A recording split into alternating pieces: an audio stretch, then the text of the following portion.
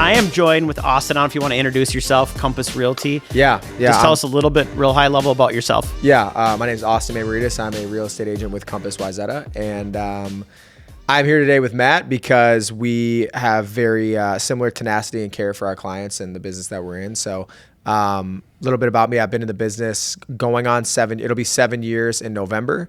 And I've had a few different agencies that I've worked with. So I've got a little bit of an experienced mindset. I feel like I'm an old soul, and I can speak to a little bit more of the growing pains because they're still fresh, right? I'm not too seasoned, but I'm just seasoned enough, hopefully. So yeah, speak to the growing pains, speak to the successes, talk about different brokerages, and hopefully lend some helpful advice. Well, this is, we said at the beginning, this is a very hard business, right? 87% people don't make it 3 years into it, with all the people and different brokerages and different models that are floating out there. And we talked, a little bit about recruiting agents model, and we're talking about doing actually the service of being a real estate agent model, and some is kind of overshadowing others. I love to sit with you that you've found success helping clients, and we've been on the other side of a transaction together. That's how we initially met. We didn't end up working together on that transaction, but how you carried yourself and how you presented to your client, I'd be like, this is somebody I would use 100% if I was buying real estate. And I was like, you know what? I think that you have a lot to share, and we should put that to good use. Let's break it down. Let's do it. All right. So you are 6 years in the business. Yep. Fairly young. The trials, tribulations, and hardships that you must have incurred, even still today, right? How do you go through it? How do you run your business? Just give us the 10,000 foot view. Yeah. So the aerial view is essentially this. I got in really young, and I told myself if I could just stay in it for 10 years, that it would be unreasonable that I would not succeed. Right. To put 10 years into something, it'd be unreasonable to not find success after that amount of time. So I told myself I'd work every day until then, and I'd build a business that I was proud of. And so for me, that looked like social media production. I wanted to show people. I bought a house very young. I think that's common. How young? My first property, I was 21. It was actually a condo in Scottsdale. It was an out-of-state Airbnb. And that was my very first. First was an investment property. Yeah. So in another state. Yeah, in a different state. Good for you. Which again, I think the biggest takeaway from that is what so many people on their first property, they want to buy something nearby because they want to manage it and they want to be there and save costs and have cash flow. But we bought our first one in a different state. And what that allowed me to do was realize that each rental is a business, and without systems, you're just a glorified, plumber, property manager, helpline, like all these things. Yep. But being, 1,000 miles away forced us to have a good manager, have a good contractor, have a good Rolodex of professionals in our corner, and basically just manage it from our phones. So it taught us the power of systems and keeping your proximity like really young. That's brilliant. Yeah. Not many young, you're not really young anymore, but at the time, not many young people have that foresight. Yeah. Where did that come from? Like it was by nature, not nurture. Like book, no. Oh yeah. Oh, like, there was a ton of books. Like that podcast, yeah, the YouTube, the books. Oh, I was on the books heavy. Shout out my best friend Jaden. Me and my best buddy Jaden were hard on the books, and we shared a college house together, and I wasn't in college. I was working in real estate, but I shared that house with them, and we burned through probably like 20 business self-help books. Okay. And like from like 19 to 21. A favorite is really hard. I have too many favorites. I'm actually like a business specifically kind of guy more than I am like real estate. So if I had a business, I'm the same way. So 0 to 1 by Peter Thiel, I think is probably on my Mount Rushmore of books. Also really like Built to Sell. If anyone wants to read a book about, acquisition, and I think it shows you how to run a business in the eyes of like venture capital. Right? Yep. What would a private investor look for in your business? Which I think just changes the frame. See, these are the things that like a lot of agents don't ever think about. We're like concerned about like our open house signs and like how we do our showings and what closing gifts we get. And I would challenge every agent to look at your business like you are a local coffee shop trying to be bought by BlackRock. What would you do differently? How would you change your model? What systems would you put in place? How would you change the client experience? And again, that's business intangibles, not necessarily realtor intangibles. And so that's the difference, though, between great agents, I think, and good agents or okay agents is the ones that look and run this like a business. usually are the ones that succeed, right? You look some of the big names in our industry, they're running businesses. Massive businesses. Massive businesses, not a massive solo practice. Yeah, no doubt. And it also allows you to like change the dial a little bit. Like you can actually pull back, and we've talked a little bit off camera about balance, right? And how the lack thereof balance in this industry when you get started. But when you do run it like a business, you have the capability and the systems in place to actually dial it back and give yourself some time. Like if I want to etch out an hour and a half on a Tuesday morning to do this podcast with you, I now have the systems in place to do that versus in 2021, I can't say I would have prioritized it as much, right? Because I just didn't have a choice. So we didn't know better either. Yeah, right. Exactly. You have to fail to a certain level. Yes, exactly. And yeah, I think that's one of the biggest mistakes is just continue it. You got to overwater the business plant for the first 24 to 36 months, but you do need to also recognize when you're overdoing it. And when you become a vet in the space, you really shouldn't be spending 80 hours a week or 60 hours a week on work. You need to recognize when that's happening, and you need to start putting the systems in place to make sure that your clients can still be served without you being there every single step of the way. And that's just a level of comfortability that you need to get familiar with. Yeah. No, that's huge. So when you were starting your business, you were 19. Yeah. You at that point had a basic business foundation because of some amazing books that you had read, right? Yeah. And we'll maybe link a bunch of these books in the podcast because everyone wants to know, success leaves clues and what business owners read. Yeah, right? Absolutely. So when you're doing this brand new, where did you start? Where did you say, all right, Austin, day one, week one, yeah, I got to figure this out. Where'd you go? Yeah, so I went to social media. It's funniest thing. I did. It's so dumb, but I did a giveaway. So I was living at the U campus, and I was like typical like 19-year-old. Like I like went out to the bars a lot. Like I like went and partied a lot. Right. Well, you can't drink at 19. Right, of course. I just mean you were just drinking coffee. Right, exactly. Right. I understand. And soda so water. I so stupid though. I connected with like a bunch of like people just in that like social scene, as many as I could naturally. And I did a giveaway on my Instagram for a Core Power Yoga gift card. Because Core Power Yoga gift card. And again, I don't know why I picked that. I think I just had it. But I gave away a gift card, and this stupid Instagram video did like 5,000 views. I had like 200 followers, right? And this is back in 2019, like October 2019, right when I first got licensed. So I gave away this gift card, and I realized all of a sudden when I started going to the bars and started going to the frat parties or whatever it was like people all of a sudden knew I was in real estate. And I was like, oh my gosh, why am I not making videos all the time? And like, why am I not continuing to do this? And I just started organically chatting with people from the video exposure. And so I do think there's a sense of early success that comes in real estate sometimes. Like you said, like you might have sold that first home, and even if you didn't sell another one for 6 months, you tasted it, and you tasted it early, and you can't forget that, right? You're like, oh wow, you get that, the hook is set. And that's kind of what it was for me with Instagram off the bat. Was like, okay, social media and video production needs to be a cornerstone. This is the best way I can get my phone to ring versus buzzing everyone else's tower kind of thing. So, yeah, that was the original starting point was basically Instagram. Get started on Instagram. Yeah, okay. Heavily. 2019, right?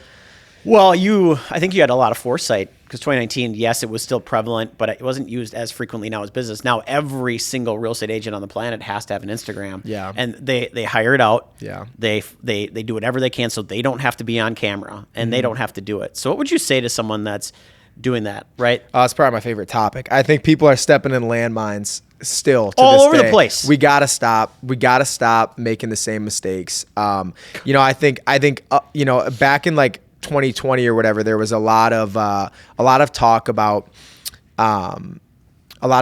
like there's trends that come up, right? And one of the things back then was people were outlining their recently solds, and they were doing like all these, they were doing these like slideshows basically of all their recently solds. And that maybe had a moment for like 2 seconds. People are still posting slideshows of recently solds. And I will say, like, although there is a place for social proof, that's not why they're on your page though.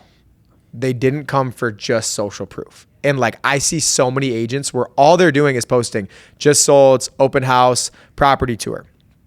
They don't just come for those things. Like that actually, that all that shows them is that you're still licensed, you're still practicing. That does not make them like you. That might make them trust you halfway. That does not make them align with you or anything about your personality, your vision, your business. And that sure as hell doesn't make them feel like a friend of you, right? No. And so to me, it's like, I think authenticity is where people are losing on social media in the real estate game. I think so many people want to portray this like busyness, and I fell victim to it at the very beginning, I think, but like left and right, everyone's stories are like just running around from a showing to an open house, and then I have builder meetings, and then I'm getting coffee, and then I'm podcasting, then I'm, selling a listing appointment. Nobody gives a shit about your busy schedule. They're on there not to feel belittled by how busy and awesome you guys are, but instead to feel like they have a friend they can talk to about real estate, who's knowledgeable, who's available all the time. That's just real talk. I mean, if you just took that, 90 words and applied it to your social media strategy, you would save yourself 2 years of 300 view videos and 2 years of 16 like posts. I'm telling you, so true. It's left and right, and it's still happening way too often. Big players too. Well, and I agree with that. And a lot of them are outsourcing like their number one value proposition, which is themselves, their individual brand, right? You are your brand. And if you're not representing that in a way that people are going to like, right? Like you're not doing any good. And you're stuck at 200 views. Yeah. Like you said. Right. They want to find and see friends and their tribe and similar interests. Yeah. And again, like, I do think too, like there's ways to do everything that I just said that's boring, like an open house brochure, a just sold, a property tour, a client testimonial, a market update. Oh, those are the ones that people just really seem to just not understand. The static ones are the worst. Yeah, just again, they're not even a picture of you or not even on video. Just totally missing the mark, right? Like, so the packaging on all 5 of those boring real estate topics can be catered to social media. They can be interesting. It just takes a little extra effort, a little extra creativity, a little extra willingness to be laughed at, even like whatever it is. Be real. Just be a real person on social. You can hop on. I've loved recently to utilize stories rather than static posts for like just solds. And I've loved to turn the camera on and talk about maybe something that, again, storytelling, right? Yep. I love to talk about something where it's like, hey, shit almost went left right here. Excuse my language. The transaction almost went left right here. Here's what we did.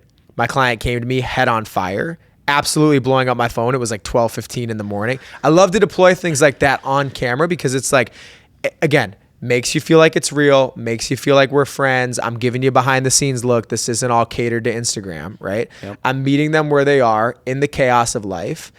And then at the end I say, but we got it done. The house is sold. They're happy. I'm happy. Everything's good, right? It achieved the same thing. Just sold. 123 Oak Street, just sold.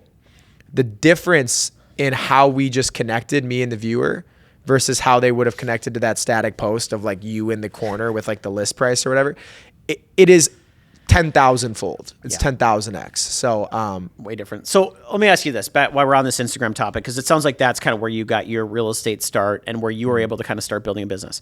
Was it just real estate, or did you still have to go out there and be around those people in person? Did you find and implement some type of strategy specific to Instagram, or what else went into it? Because this is a story we've heard before. Yeah.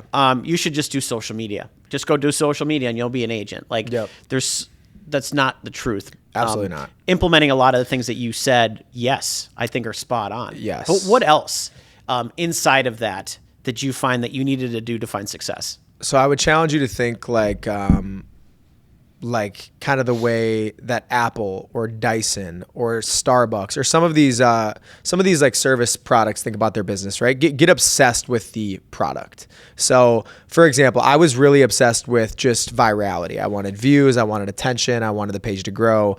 And if you do that and you take that advice of just do social media, you can run with it.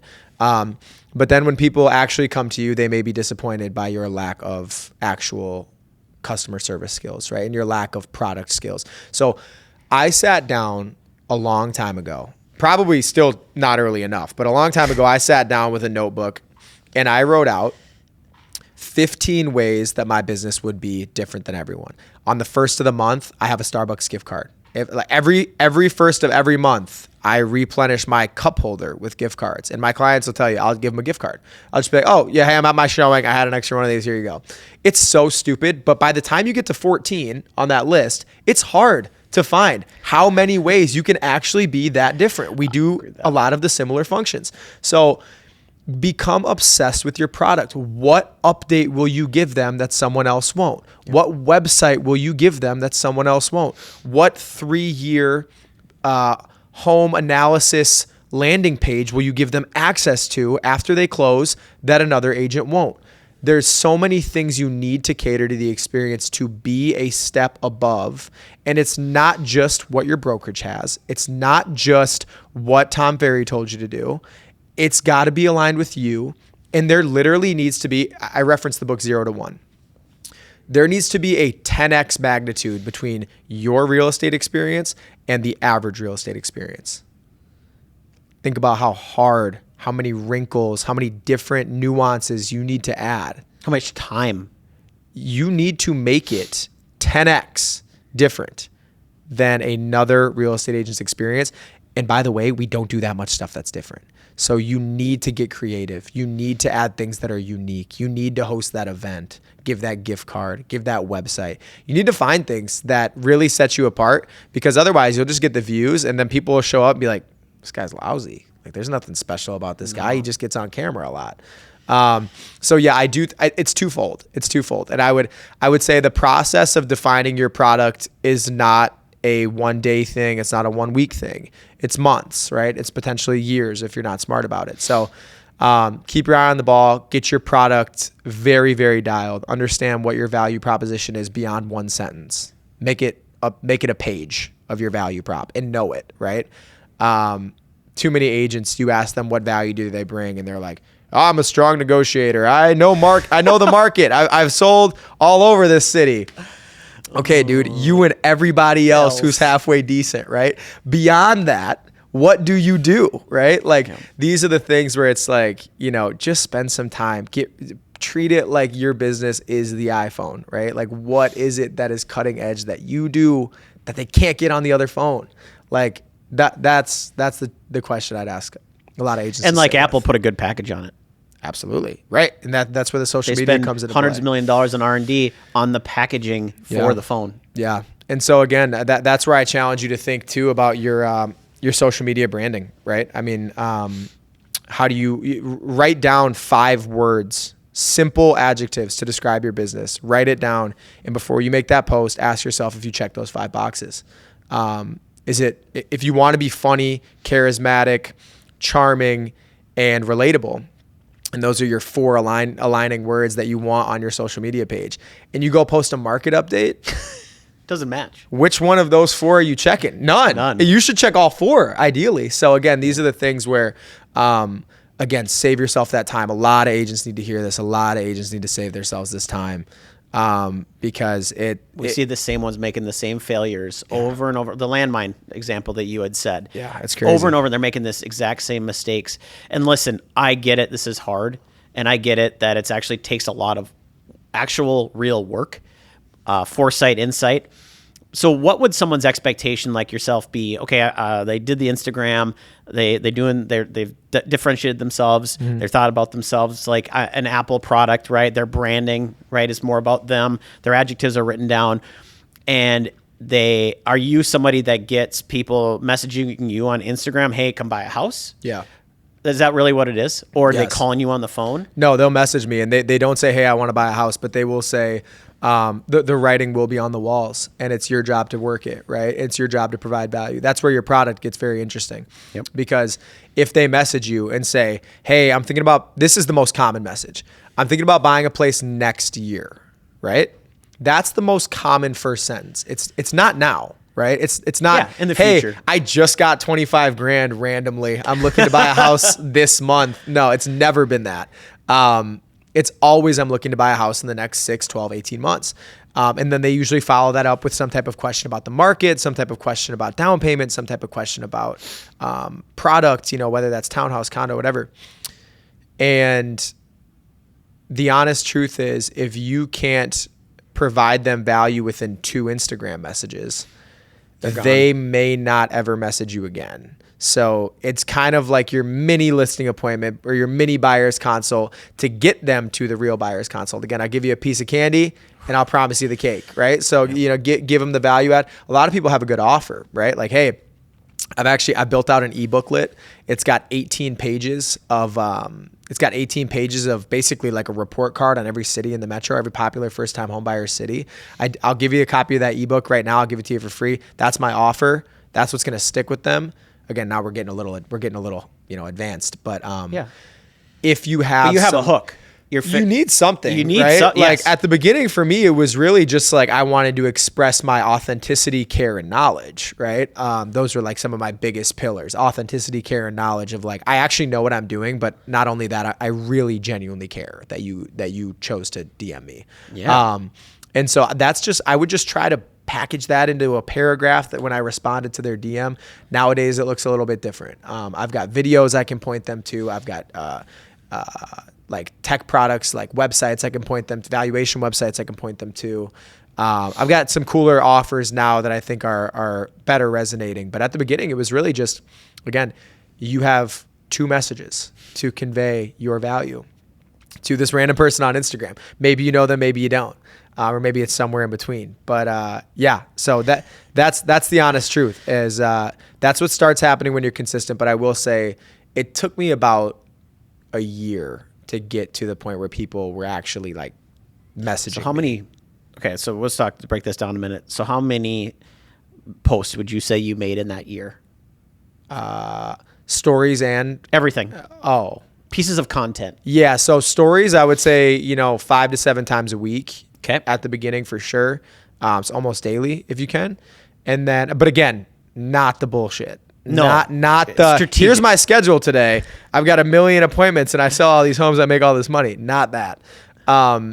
But showing up on socials 5 to 7 times a day. And then I would say Instagram Reels, I was doing videos, I would say 1 to 3 times a week. You could definitely crank those numbers up. Just be careful you're not posting crappy content. Yeah. So let's say 10 pieces of content a week. Yeah. Ballpark. It's very, right? very achievable. Yeah. Yes. Okay. And honestly, and making it, especially at the beginning, make it interactive. Ask questions. Leave a question box on your Instagram. Ask a question in your Instagram caption. Ask them to comment. Be like, please give me your opinion. I'm dying to know what you guys think. Make it interactive. Get conversation started, because it might be that one random dude who're like, I think we're friends. I kind of know that guy, but he's super opinionated on the topic you just posted about. And before you know it, you've created a friendship, you've created a relationship, and you've created a client. Yep. And I think that's the new way people are picking their real estate agents.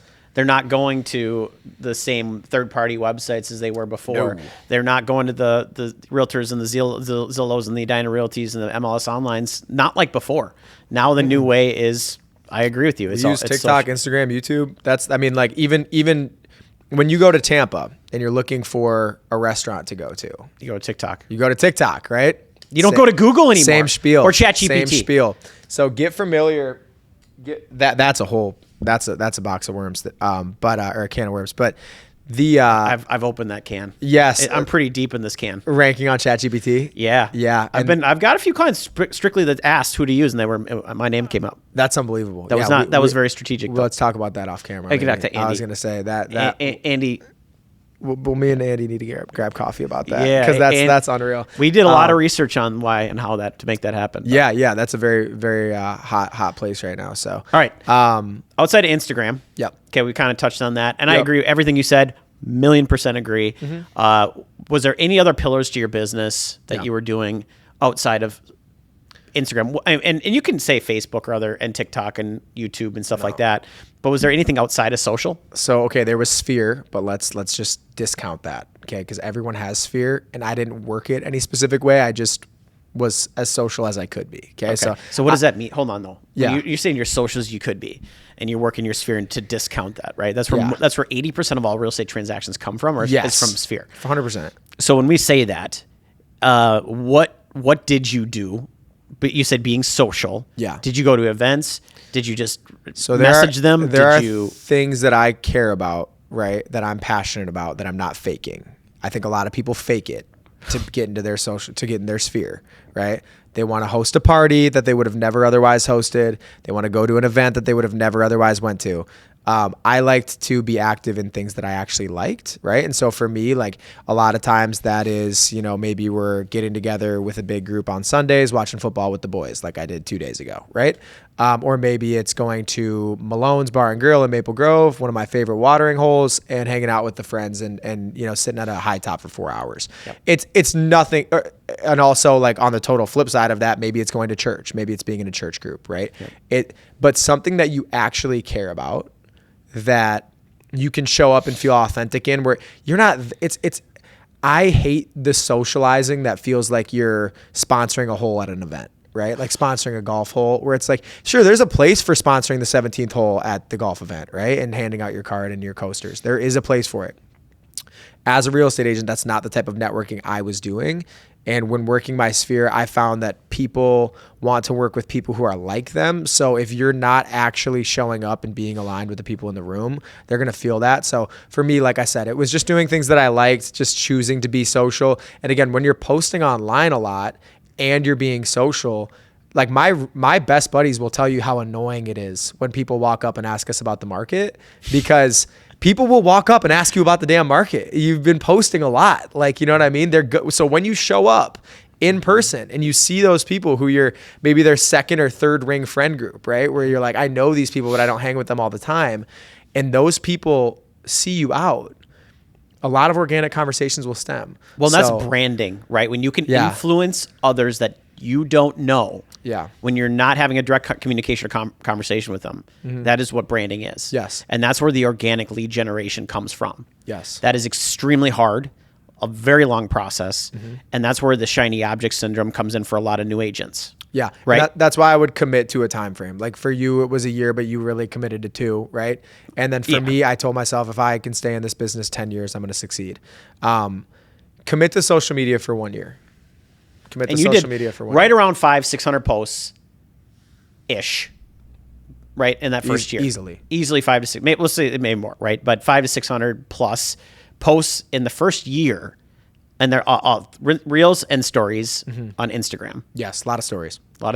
Yep. So I would commit to that. And again, then when you socialize in your sphere, everything will become a lot easier. People will actually like care about what you're doing, or they'll ask you about that creepy house you posted on your social media.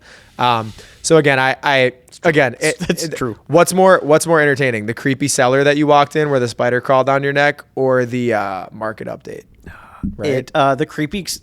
That is one of the, still to this day, one of my best posts ever made was when those 1900s homes that had the cellar. You went down the cellar. Yeah. I mean, you talk about scary.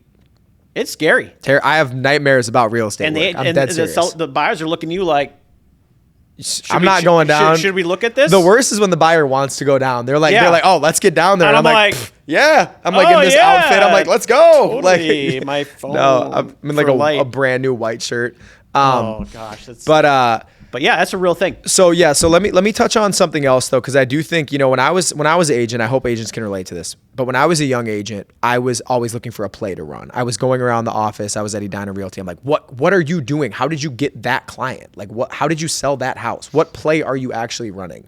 And I was desperate for an answer to that. And so I want to give that right now. So one of the things that I started running was a cold calling outbound expireds, right? So I was scraping phone numbers and I was calling expireds, right? Huge for my business, massive for my branding, great for my sales skills, taught me so much, and my follow-up skills. Like, you know how hard it is to land an expired listing? You'll find out if you just scrape like 100 phone numbers and try to get one. Okay. I'm super excited we're talking about this. How did you scrape the phone numbers? I have a website that's free. It's called, I want to share it, but like, is it going to get like banned or something if I share it? Like, I just don't want it to go away. Tell you what, why don't we do it off camera and we'll talk about it. And then if it's like significant enough or people ask us, we can share it or whatever. But there is ones I know you can pay for. Well, there's paid for great ones like Mojo, PropStream, RedX. Those are great. So like, Vulcan 7. Yeah. So like there's great paid ways to pull phone numbers. You know, I use a free site called Cyber Background Checks. Okay. Literally just type it in on Google and you can. Now I will say the numbers are shit. Like you are going to spend more time because you did it for free. But again, if you're a new agent, there you go. There's your number. Well, sometimes they give, even with the ones you pay for, you get 5 different phone numbers. Yeah. Sorry, you got to try 5 different numbers. So there you go. Exactly. So it sounds like the paid ones aren't that much different. All right. So you had the second pillar of your business was cold calling. You decide expireds. I know this from experience. There is a significant, gigantic fear of real estate agents to be on the phone. Oh man. I mean, it is. You better get over that. It is terrifying for most agents. And I had the biggest call reluctance of anybody on this planet. And now you gave me a phone book. I don't care. So how did you even have that for you? Or did you like practice your scripting ahead of time? Or did you just pick up the effing phone and call? Conviction before you call is the most important thing. So you need you need to be very convicted in your value, which is again, sit with your notebook and create 10 things that make your process and your experience different. If you're not familiar with that and you're not ready to talk about it, you don't believe in it, then you won't call. I will tell you, I used to get to the point where when I was really in the zone on the cold calls, I would get to the point where I don't care if you use me or not. I know I'm providing a superior service. If you don't use that, that's on you. And literally like, you can't get me off the phone quick enough. Like if you don't want to use it, then hang up. Let's be done. We don't have to talk.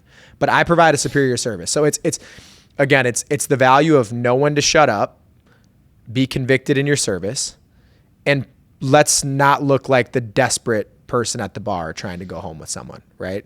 You want to be a high service, high value, high agency agent who is on the phone to provide a professional service. And if they don't see the value in that, move along with your day. Well, you hit a very good point. When you're convicted or have a conviction in what you're delivering and you're confident in what you can provide, it's not scary anymore.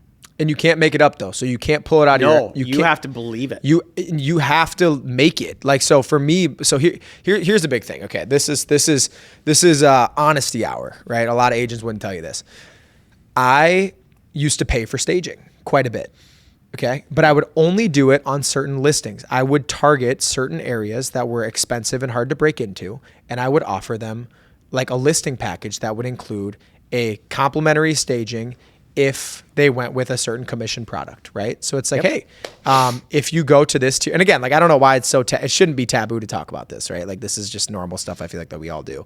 And so I would pay for staging, I would pay for photography, and I would basically run my operation with a little thinner margins. But I knew that I actually brought substantial value and that I actually was going to make a different listing than the listing that was presented before. And if they didn't want to take a risk on that, then they didn't have to. But again, I didn't make up my conviction. I didn't sit in the mirror and bang my chest. I sat with a notebook and asked myself, how am I going to be 10x magnitude different from the next agent? And I had to get creative. I had to cut my margins. I had to look at different things that I could provide and services that I could provide to give people a reason to use me and to listen to this kid on the other side of the phone. And so I think when you create a kick-ass product, you will have conviction when you call them that if they don't want to listen, that's their loss. Anyone will tell you that's been my mindset the whole time. If you don't like this service, I don't know why. You don't have to. Get out of my face so I can get on to the next call. I'll add one piece of it just because I think you're spot on and correct. But the ones that do have agents out there that are scared of being on the phone and they don't know what to do, I always trained agents. I said, you can't have the MLS open and you have to stay on the phone for 2 minutes, no matter what. Yeah. 2 minutes is a long time when both of you are trying to hang up the phone really fast. But it would help you get over your fear of being on the phone if that's a thing for you. Yeah. And if it's not, you're in the anomaly. You're in the top 1%. But I think you hit it spot on with once you're comfortable there, convicted and confident. Yeah, and if you're nervous to get on the phones, I'll say this. start with areas you are super familiar with. Ooh, So I like that. That's really good. I was actually quicker to call a completely random stranger who had never listed their home for sale in a neighborhood I knew, because it allowed me to start the conversation with, hey, this is super random. I'm your neighbor. It's hard to hang up on someone when you start that conversation that way. Hey, this is super random. I'm your neighbor, Austin. Reason for the call is because I saw you pop the for sale sign out of the yard. That means your contract's expired. That means you're potentially open to working with another agent. I'd like to talk about the following. Again, when you start with your neighbor, they're not going to be very mean to you, and that is going to build up your confidence and conviction. It's also going to just lower the bar to call them. And by the way, don't lie about that, because if you try to say like you're calling someone in Fridley and you're like, I'm your neighbor, and you've never been to Fridley, and they ask you about the trail system. The park or yeah. the lake I'm right by that, that school. You're like, oh, of course, I grew up there. It's just, don't lie about it. From the very beginning of this, being your authentic self was very apparent, and stay with that. Yes. Don't try to be something. Yeah. And again, finding ways to not get hung up on, finding ways to disarm the call, finding ways to be convicted in your service. These are all the things that are actually going to help you get on the phone, because yes, you need reps. Yes, you need a certain level of confidence, but those things are really hard to teach. I can't really sit you down in 24 hours and equip you with confidence, but I can sit down in 24 hours and equip you with the first sentence to say, hey, this is your neighbor. I know this is kind of random. I can sit down and equip you with product service, like an elevated service. Yep. I can sit down and give you your 10 things, and I can sit down and, actually, I don't know. I don't remember the third thing. But I think we only need two here. I can sit down and give you those things. I can't necessarily equip you with confidence. So you can't make them drink. You can bring them to the water. You can give them the tools. And I don't want to say, like, this might be a little bit out of left field, but it's just like sending out postcards, and someone sends a postcard out once and they're like, nobody called me. Why did nobody call me? Well, then they do it again and nobody called me. And it's like, well, you got to do it 27 times before you're a recognizable brand. Mm-hmm. And no one wants to do that. No. Same thing. You have to make 27 phone calls before you feel better on the phone. Before you even have one good conversation. Yeah. This is not a one or two game. This is a 27, 100. That's just the numbers. And I want to give out a golden nugget here. Be very skeptical about, I tried that, it doesn't work. When you hear it from other agents, be very skeptical about, I tried postcards, they don't work. I tried cold calling, it doesn't work. I tried Instagram, it doesn't work. I tried Facebook ads and it doesn't work. Well, why does it work for the plumber up the street who's built, Dean's Plumbing, and that's now valued at however many millions of dollars? Because he was consistent. He did it frequently. Yeah. So be skeptical about, I tried that and it didn't work. Try it differently. Maybe you tried it and you did the just sold, the open house post, and the market update. Let's try it differently. Maybe you tried Instagram ads and you did it with a static photo of yourself holding up your commission or something. Let's try it differently. Let's take our most viral Instagram post, let's cut the best part of it, and then let's run that as our social media ads. And if that doesn't work, let's do it again with a different post. Be skeptical about, I tried that and it didn't work. So what would you say though? Because I think a lot of agents want the easy button, right? They want to be like, hey, I just did this and it works. They don't see behind the scenes the 18 months, the 24 months, the 36 months of doing it consistently day over day that brought the result. It didn't work for the person that did it 5 times. Mm-hmm. It didn't work for the agent that did it 6 times. Yeah. But it did work for the agent that did it for 2,000 times over 18 months. Yeah, I say this for only the serious people who actually want to do this for their actual job and not looking for 16,000 one time because you got a big sale. For the serious people who want to build this business, do not try without committing to 12 months. Yep. Don't try. No. Please don't. You're going to waste the money. You're going to waste your time. There will be a lot of ancillary pieces of life that just kind of take a hit. And be leery of the person that calls you on the phone and says, hey, for $5,000, I'm going to give you 10 leads a month that are guaranteed to close. Yep. Just say no. Just don't commit to any quick fixes. Yeah. No. If you think you found some like crazy bright idea, some crazy, blue pill, I would look twice at it. I would go to the top agents in your brokerage, the top agents that you can find in the country, ask them what they do. Mm-hmm. And if it's not one of them, don't do it. 100%. And yeah, like you said, commit to it, be consistent. And literally, like, and obviously, like, this is watered down advice, but I have to say it because it's true. Don't get into the business if you're not willing to commit to 12 to 24 months. It's not a quick sale. Nothing is quick in this business. Mailers, cold calls, open houses, social media, none of this is quick. This has taken 6 years, and I'm just in the past 3 able to say this has been a life-changing business. But for the first 3, I don't think I could say that. Yeah. Think about that. I think that's really powerful. That it took that long. You stayed that diligent and that consistent with it, and it shows up with the success leaving clues here. You've closed hundreds of transactions. You've tons of happy clients. I have to say, from the agent that was on the other side of a transaction for a brief moment, that I was super impressed. So yeah, I think that the ones that really care about their business, this is for them. Yeah, absolutely. So hopefully that's helpful. I agree. What's your favorite tattoo?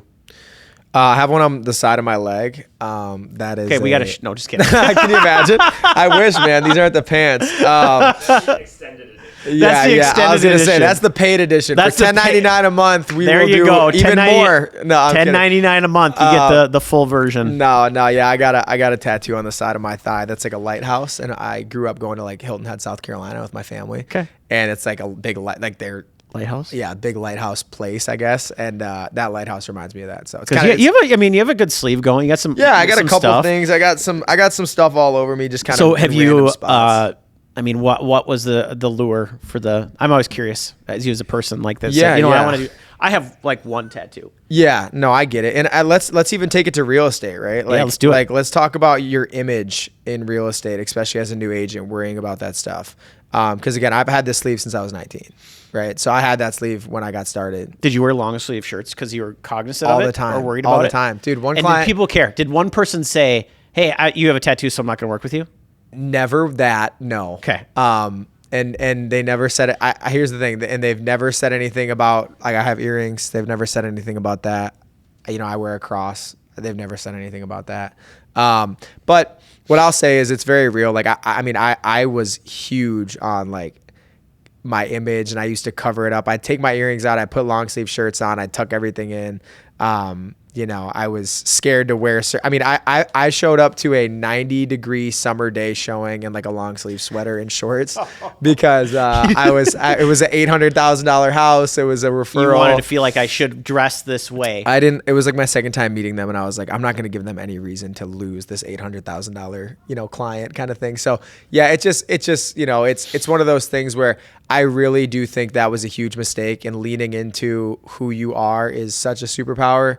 That starts on social media, and it bleeds into the client experience. That said, don't be a slob.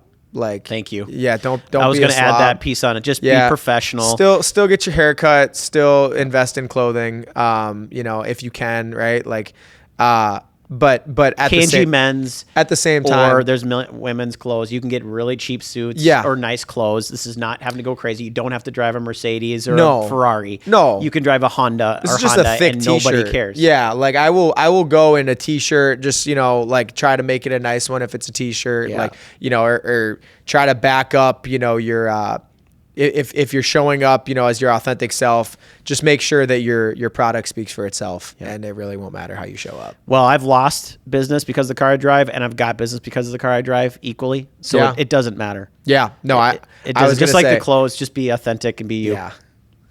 Anything else that would be like any nuggets? I mean, this has been so powerful. Like, there has been so many golden nuggets out of this coming from you, and I really appreciate it. Yeah, I sure hope so. Other than that, no, I think any other staples to your business? Cold calling, Instagram. Is there a third pillar? What's your Instagram handle? My Instagram is Austin612 Realtor. You can find me on there. On YouTube, it's Moving to Minnesota, and then on TikTok, it's MN Moving Guide with a D. So yeah, those are all the handles you can find me at. Connect with me there. So that is my whole business though. I've never that's unbelievably never simple. closed an online lead in my life. Gosh, good. Never. I can't say I haven't bought some. I did try. We all try. I've never closed an online lead in my life. YouTube has been really big for me. I guess if you want to add that, I think that kind of like aligns with social media, right? Like, but YouTube has been huge, especially in the last like 12 months. I cannot put an emphasis. Well, you know why YouTube is good, or not just YouTube, but SEO. Google really likes YouTube, right? And we do a lot on Google with reviews. And I would say that if we're looking at ways of building your business, get a business, Google My Business page, make sure you're getting reviews from every single person that has worked with you, talked about real estate with you, or gives you a professional review. Yeah. I was definitely too late to the punch on the reviews. And I learned it's very hard. I learned by nature, not nurture, that I need the reviews really, really badly because, you know. Get them on your profiles on every website you possibly can. Yep. And get reviews on every website you possibly can. Yep, absolutely. But yeah, no, for me, that's really the whole pillar. That's all my pillars. And I would just test every agent to please think about your business again, like you are building this business to eventually sell one day, like you're going to give someone else the keys to this business, because that's going to force you to operate it like a true business, like where we started with the Airbnb thing in Scottsdale. If you run it, you have to replace yourself, right? And they have to do everything you did, and no one's going to do it as good as you did. Yep. But please look at it as if you are going to sell this one day to someone else who's going to step in as CEO, build the systems out for them, and you'll in turn have built it out for yourself. And you're going to have a lot longer career, a lot better career, a lot more balanced time with family, things that matter. So, yeah. So when you hit 10 years and you're going into year 11, then what's going to happen? I'll probably stick around. It might look a little different. I might be in person a little bit less, but I'll stick around for the time being. Are you going to make a hire? Like, I'm making some hires. But yes, I've got a couple hires. I've done a couple bad hires as well. But yeah, I'm continuing to grow in that department, and I'll probably awesome. I'll keep hiring it out. Eventually I'll get to the point where, I think, at some point here, I can only work with so many people. And I think, family and friends at some point in life will be the main focus. The main focus. Yep. Yeah. But right now, any locations that you don't go to, anything that you say no to, or I don't call anytime? I mean, hey, what's the dollars are easy to calculate. So I mean, if you think it's gonna be worth my time, I'll probably go just about anywhere. Let's keep it real. But yeah, typically I wouldn't go south of I'd say Owatonna, and typically I wouldn't go north. I'll go up to Brainerd, but that's probably as far. And even then, few and far between. So, but yeah, I mean, pretty much all of Minnesota, outside of the very rural parts. Got it. So yeah. Well, good. Well, thank you for being here, man. This is great. Yeah, absolutely. This is super fun. I could keep shooting the shit for an hour. Dude, we could keep going. Yeah, but maybe we'll have you back. Maybe you come round 2 and we'll have a different topic. Yeah, different setting. We'll find something fun to do, a different topic to unpack. Well, we're getting an actual podcast room, so we'll, Perfect. I'll be there. Awesome.